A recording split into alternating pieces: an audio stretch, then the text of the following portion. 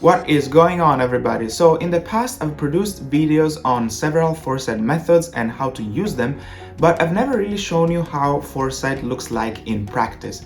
And that is of course also because we have been in lockdown for quite some time due to the pandemic, so most of Foresight projects were conducted online. But now that in-person Foresight consulting and workshops are starting off again, I thought it would be cool to show you how a typical day in life of a Foresight workshop facilitator looks like. And what I'm gonna do today offers exactly the best opportunity to do that. I'm currently in beautiful Estonia in my hotel room to give an in-person Foresight workshop at a conference about the future of defense and security. And the workshop will be super cool because it's a blended workshop. It will be a blend of a 2x2 scenario planning matrix and a serious game, the scenario exploration system. So what I'm gonna do is I'm gonna walk you through all the most critical moments of the day, including the major steps of the workshop itself. And I'm sure you're gonna love it. So let's get going. This workshop started early in the morning. So after a quick breakfast, I headed directly to the workshop room, which was at the top floor of the hotel where I was staying.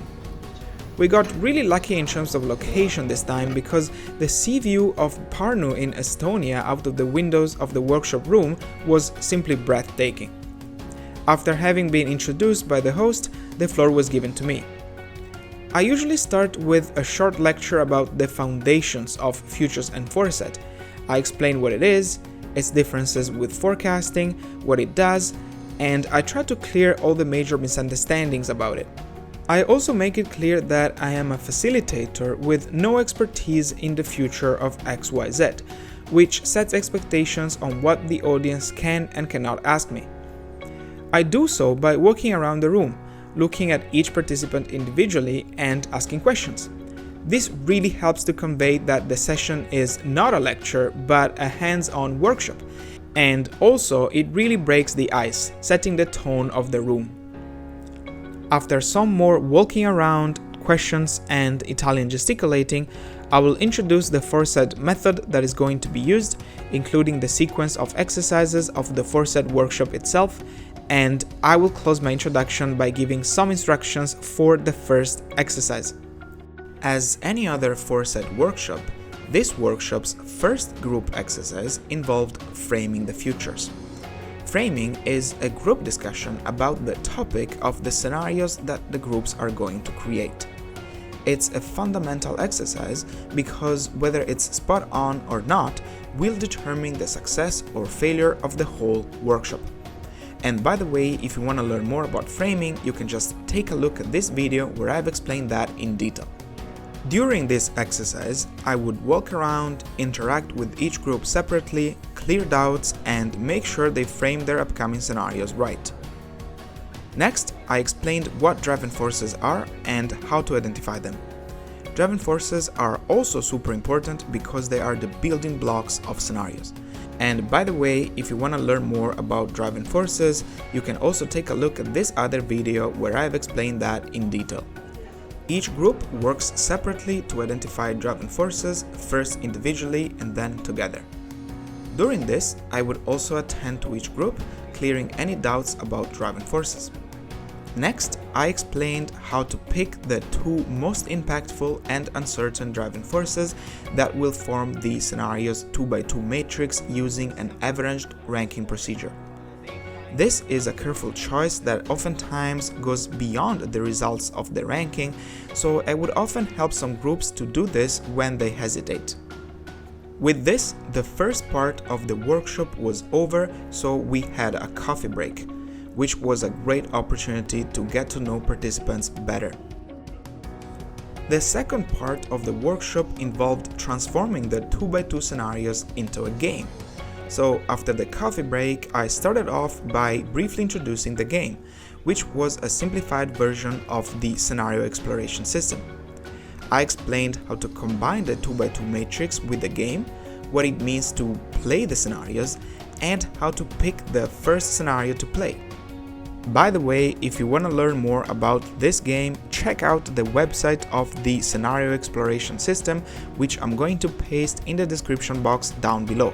And also stay on the lookout for an upcoming video on my YouTube channel where I will explain how to play this game in detail along with other futures games. The scenario exploration system is a roleplay, so I also explained how to pick an imaginary role in the game. While participants are doing this, I would also walk around to help each group separately to get started with the game. Once participants were done choosing their role in the game, I finally explained how to actually play the game, introducing each card of the game and explaining their meaning. After the explanation, each group had some fun playing the game for an additional hour or so. During this time, I would also go around the room to help out the groups that had some doubts over the gameplay. Finally, I wrapped up the entire workshop with another short lecture.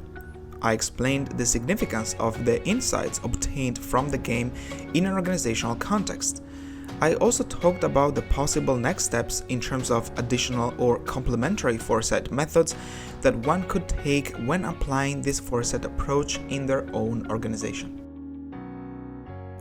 The entire workshop was over at about lunchtime, and the conference organizers had pulled off an all-inclusive Estonian food buffet for all the speakers and participants, so I also had the chance to enjoy some local food as well.